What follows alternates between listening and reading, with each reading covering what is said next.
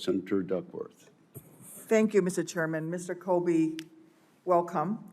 While I do not agree with many of your policy positions, I do recognize that you are one of the most experienced and knowledgeable nominees from this administration to come before this committee. And I appreciated our conversation in my office very much. It is clear to me that, unlike most Trump national security nominees, you actually have been putting in the work to become an expert in your field. That said, expertise alone is not enough. Integrity, adherence to the rule of law, and unwavering commitment to uphold our democratic institutions are just as essential. So as I do with every Trump administration candidate to come before this committee, I must ask, Mr. Colby, if President Trump or Secretary Hegseth asked you to do something illegal, unethical, or in direct violation of your oath to defend the Constitution, would you refuse to obey?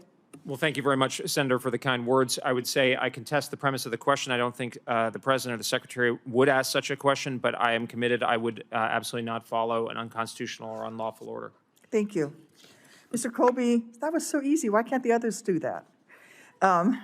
Thank you for saying that. Mr. Colby, the global threat environment is more volatile than it has been in decades. Russia's aggression, China's growing assertiveness, and challenges in the Indo-Pacific demand clear-eyed leadership and a commitment to our alliances. Yet rather than reaffirming America's leadership, this administration has actively undermined our allies, cast doubt on our commitments to NATO, and most disturbingly, cozied up to the authoritarian adversaries like Russia. The credibility of the United States as a reliable partner has been called into question by our very own actions. Our president has refused to acknowledge the reality that Russia's unprovoked war of aggression in Ukraine has shattered global security norms, and our recent gesture of support towards Russia are emboldening our adversaries. Mr. Colby, can you tell me if Russia invaded Ukraine? Senator, as I said earlier, I don't want to disrupt anything going on with commentary on a fraught matter at a very delicate time. I'm really committed to making sure whatever I can do or not do anything that would hinder the ability to get a peace process on track.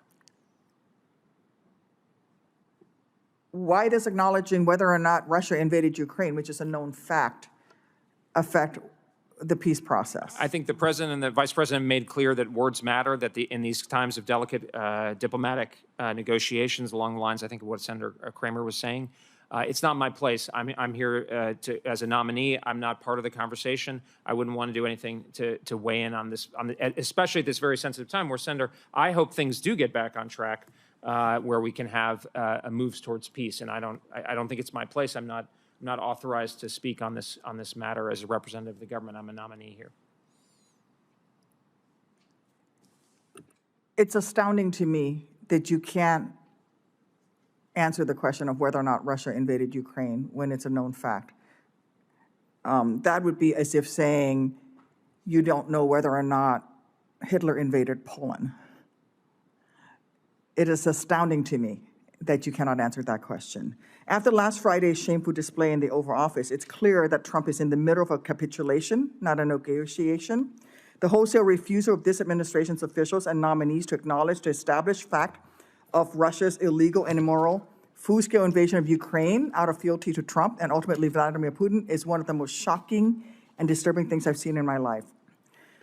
Mr. Colby, let's move on. Mr. Colby, you've been a vocal advocate of prioritizing the PRC as our greatest geopolitical challenge, and we had a very good conversation about this, and I look forward to working with you on opposing our near-peer adversary.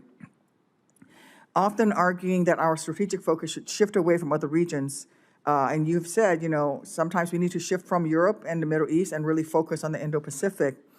Under this administration, we have seen a surge in deployment of active duty U.S. military personnel to the southern border and Guantanamo Bay, not to counter an active military threat, but instead to perform law enforcement and accomplish logistical tasks that are typically handled by civilian agencies.